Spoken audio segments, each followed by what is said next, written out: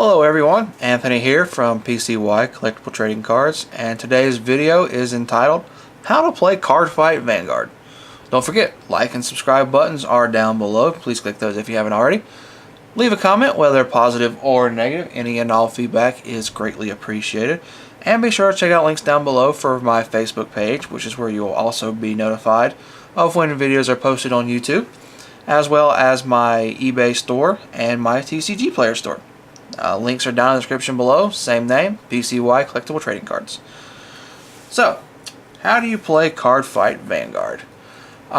First, you have to decide what clan do you want to play. There are 6 nations: United, Dragon Empire, Dark Zone, Stargate, Zoo, and Megalonica, which is water.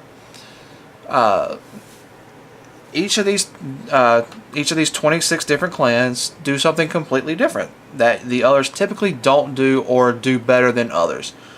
Some draw a lot, some let you manipulate the deck, some let you get in lots of attacks, some let you bring stuff out of your deck, let you bring stuff out of your drop zone, lets you retire stuff, manipulate the hand, the field, all different kinds of things. So that's the first thing to figure out, is which one of these do you want to play. I suggest trying them all out and figuring out which one suits your playstyle. There is technically 28. Cray Elemental doesn't really count as a full clan because they kind of go into everything. And then there's Token Ranbu, which is a bunch of Japanese sword boys. So, I mean, they can kind of count as a clan, which is additional, so there is technically 27. But for the most part, there's 26 main well-known. So, how do you start a game? Your deck is made of 50 cards, no more, no less. Your stride zone is made up of 16 cards, no more, no less. Well, you can play less, but it's not advised.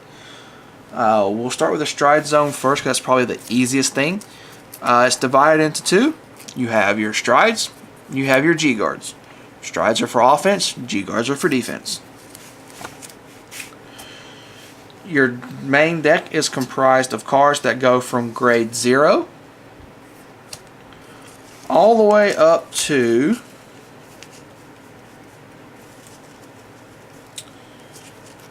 grade 3.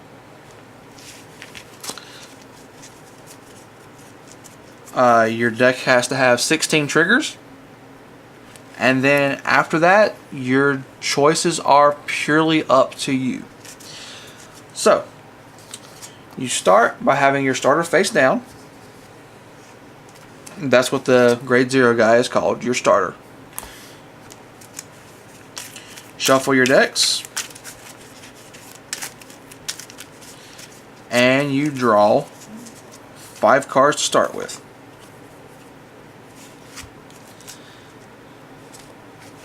Now then, you look at your 5 cards.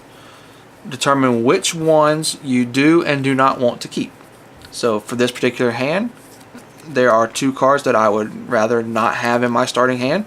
They're both called triggers, and I'd rather see those in the deck. So you take the 2, so in this case we're going to take those 2 cards, shuffle them back into the deck. This is what's called a mulligan. You're allowed to do this once per game at the start of the game. You do not have to if you happen to get a really good hand and like what your starting hand is. You do that. So, since we mulligan 2, we draw 2 new cards and add them to our starting hand. Next, you determine who goes first, typically by either rock, paper, scissors, or dice roll.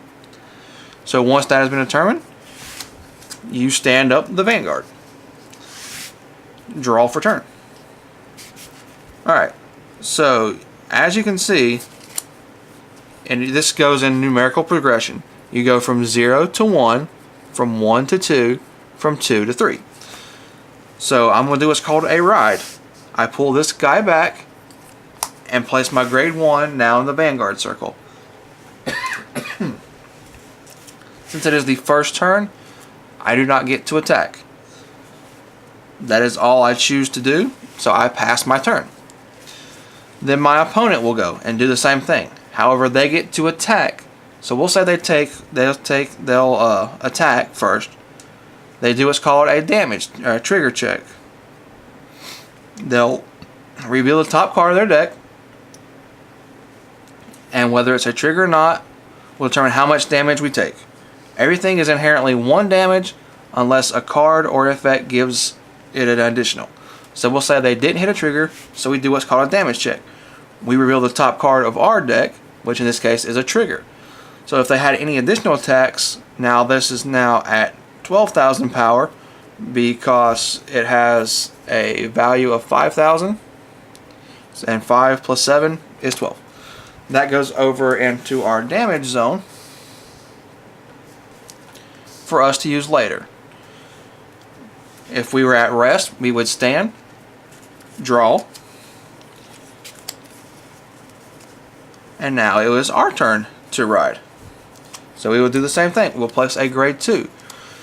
The reason the grade 1 does not come out is because the grade 0 has this thing called Forerunner, which allows it to be moved when another unit rides it, but only when it's on Vanguard circle. So then we would want to place additional cards out for more swinging. So we would begin to declare attacks. We would declare our target for this swing. It's just 9,000 at whatever our target is. This card does not get a check because it's not on the Vanguard circle. However, this attack would. But the reason this goes with it is because it's doing what's called boost. Boost is this symbol right here. So that makes our total attack 13,000. Then our opponent will choose to guard or not guard. Once they've chosen, we will reveal our card. It was not a trigger, so they only take 1 damage. Then we would swing again depending upon what they got, and so on and so forth. So now they will do the same thing. They'll stand, they'll ride, and then they'll swing.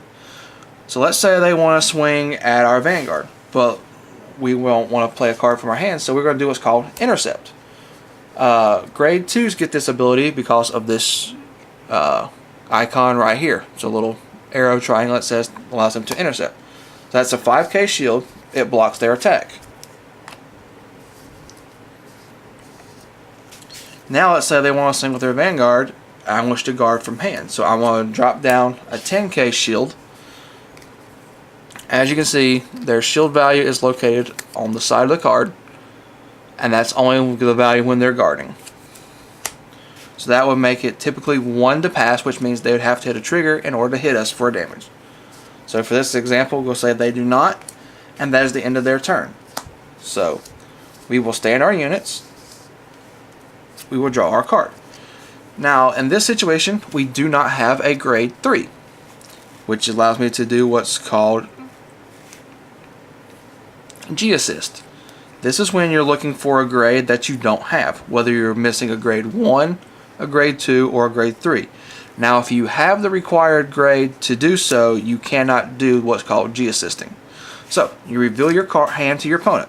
They get to see what's in your hand. You check the top 5. You do not show them what you get. So for this example, 4 out of the 5 cards are grade 3. So we're going to choose this one. We then shuffle the deck.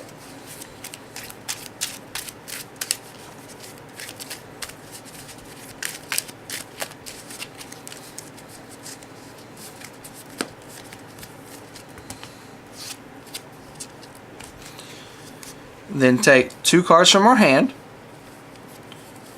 remove them from the game, and then you take 2 cards from your G zone and also remove them from the game. Once you do this, you cannot G-assist anymore for that game.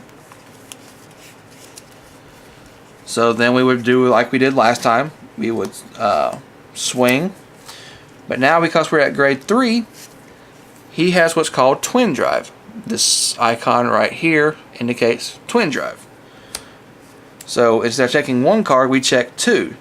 So we reveal the first two. We got a heel trigger. This means as long as we're at equal or higher damage than our opponent, we get to recover 1 damage. So because this one's going to hit, you take that 5,000 power and put it on your rear guard. Then you do your second check. Now this one is stronger and can probably hit their Vanguard. And now it would be their turn. So because you're at a grade 3 and they're more than likely at a grade 3, they're going to do what's called stride, which I will show you after pretending like I'm going to take damage. So I'm going to let their attacks hit, and let's say I'm going to take 2 damage this turn and no more. I'm not going to drop anything out of my hand. So now I stand, I draw. So now I'm going to do what's called striding. Every clan has what's called a stride fodder, where it counts as a grade 3 to discard. Excuse me. However, if I did not have this particular card, and let's just say it was just a plain old grade 1, I would have to discard all 3 of these cards, because 1 plus 1 plus 1 equals 3, which would allow me to then stride. So I stride. I choose 1 card from my zone, from my G zone, and place it on the Vanguard circle.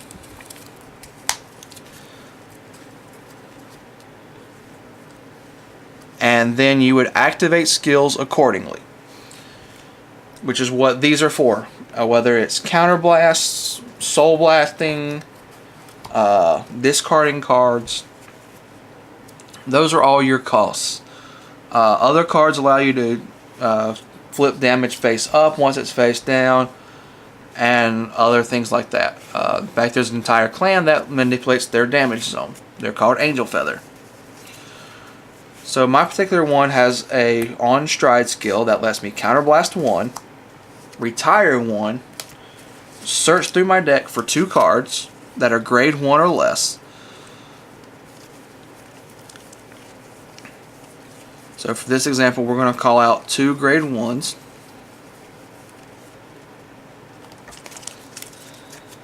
And then shuffle our deck.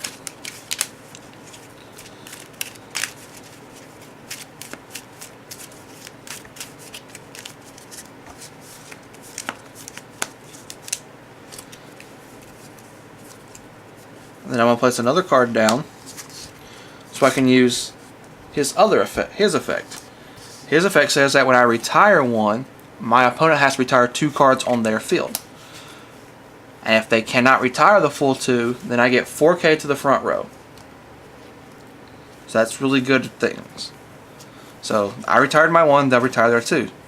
This particular one, the card that I retired lets me draw a card for having a specific name on my Vanguard.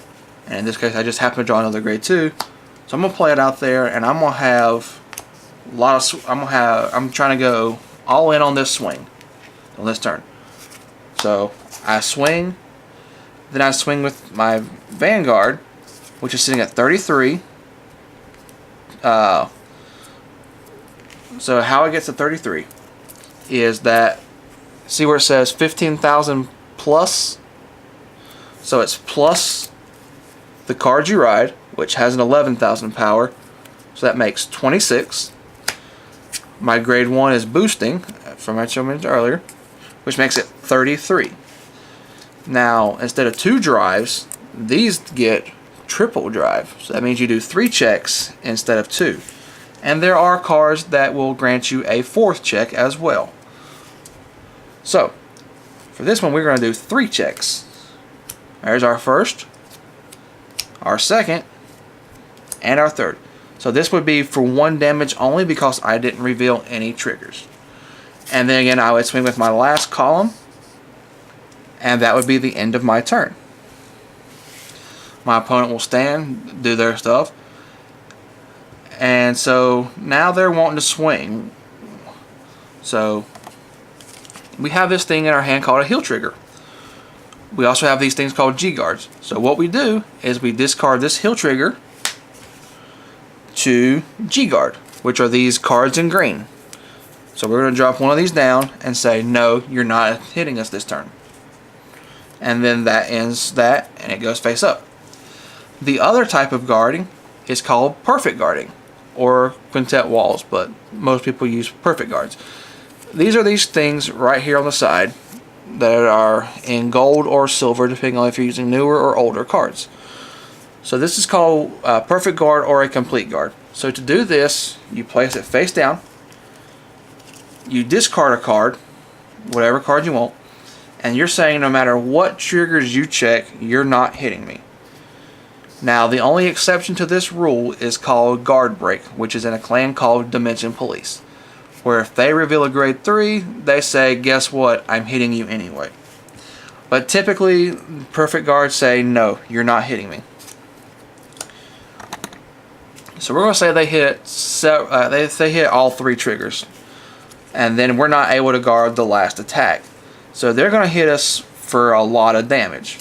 So they're going to hit us for 1, 2. This is very important because we hit what's called a draw trigger. So we get 5,000 and we would draw a card, which is kind of unfortunate because we do want that hill to be over here. 3. Alright, so we're now sitting at 5. If we take another damage, we lose the game unless that 6 damage is a hill trigger. So our last damage is not a hill trigger. Our opponent would win at this point. So that is the game of Vanguard in a brief nutshell. Thank you for watching. Don't forget, like and subscribe buttons are down below. Please click those if you haven't already done so. Be sure to watch as often as I can post. I'm trying to post every day that I can. So be sure to do that. Check out the comments. Leave a comment down below, whether positive or negative. Any and all feedback is greatly appreciated. Hope you like this little series I did on how to play Yu-Gi-Oh, Pokemon, and Vanguard. Hopefully you'll be encouraged to pick up 1, 2, or all 3 games, or just kind of give you more information on how to play. Be sure to check out my Facebook page. Links in the description down below, as are my links to my eBay store and tcgplayer store. Same name, PCY Collectible Trading Cards. This has been Anthony of PCY Collectible Trading Cards saying stay tuned.